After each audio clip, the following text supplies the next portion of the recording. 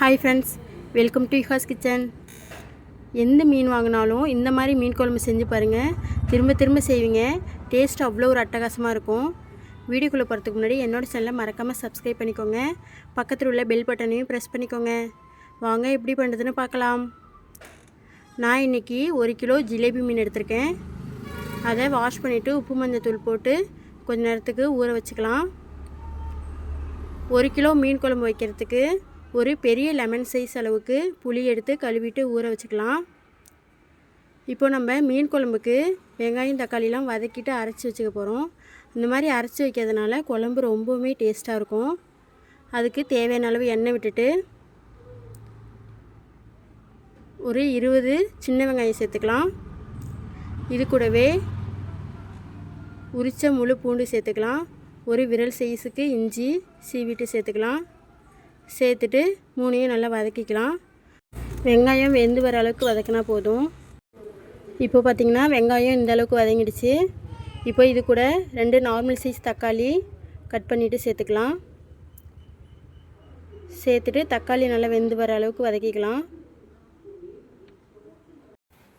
இப்போ பார்த்திங்கன்னா தக்காளி நல்லா வெந்து வதங்கி வந்துடுச்சு.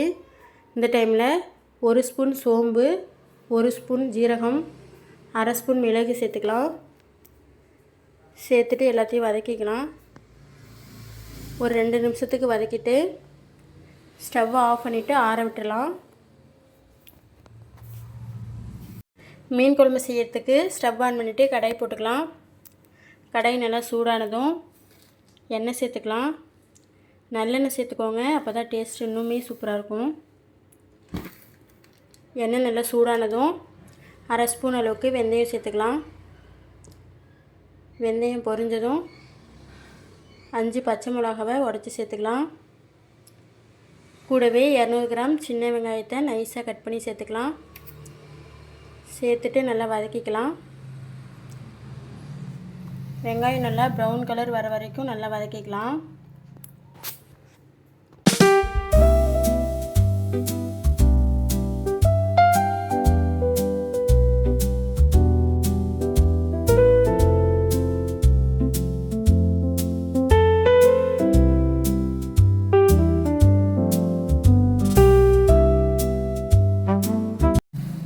இப்போ பார்த்திங்கன்னா தக்காளி வெங்காயமும் நல்லா ஆறிடுச்சு.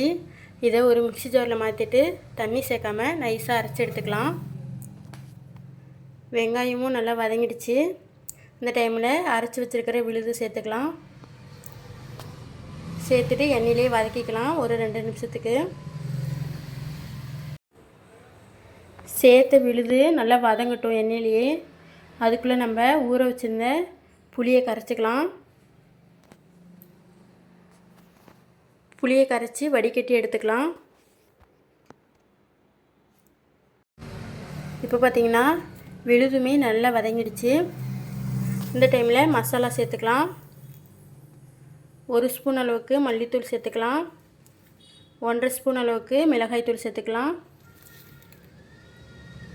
மீன் குழம்புக்கு கொஞ்சம் காரம் தூக்கலாகவே இருக்கட்டும், அப்போ தான் நல்லாயிருக்கும் டேஸ்ட்டு. இது கூடவே 1/2 ஸ்பூன் அளவுக்கு மஞ்சள்தூள் சேர்த்துக்கலாம்.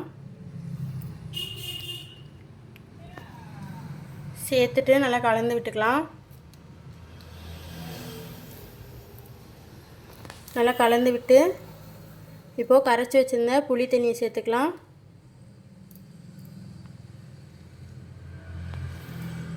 நமக்கு எந்த அளவுக்கு குழம்பு வேணுமோ அந்த அளவுக்கு எக்ஸ்ட்ரா தண்ணி சேர்த்துக்கலாம். சேர்த்துட்டு நல்லா கலந்து விட்டுக்கலாம். தேவையான அளவு உப்பு சேர்த்துட்டு கலந்து விட்டு மூடி போட்டு கொதிக்க விட்டுடலாம். இப்போ பார்த்திங்கன்னா கொதித்து நல்லா எண்ணெய்லாம் பிரிஞ்சு வந்துடுச்சு. இந்த டைமில் ஒரு மூடி தேங்காவை அரைச்சி திக்கான பாலாக எடுத்து வச்சுருக்கேன், அதையும் சேர்த்துக்கலாம். சேர்த்துட்டு நல்லா கலந்து விட்டுடலாம்.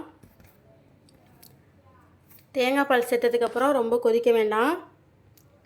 ஒரு 2 நிமிஷத்துக்கு ஃபுல் ஃப்ளேமில் வச்சுருந்தா போதும். ஒரு 2 இனுக்கு கருவேப்பிலை சேர்த்துக்கலாம். நல்லா இந்த மாதிரி கொதி வந்ததும் இப்போ வாஷ் பண்ணி வச்சுருக்கிற மீனை சேர்த்துடலாம்.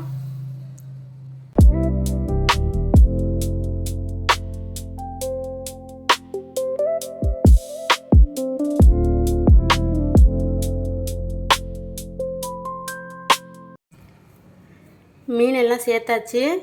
இப்போது மீன்லாம் குழம்புற மூழ்கிற அளவுக்கு நல்லா கரண்டியாலேயே அமுக்கி விட்டுக்கலாம். மீன் போட்டதுக்கப்புறம் ஒரு 2 நிமிஷம் ஃபுல் ஃப்ளேம்லேயும் வச்சு கொஞ்சமாக கொத்தமல்லி தழை தூவிட்டு ஸ்டவ் ஆஃப் பண்ணிடலாம்.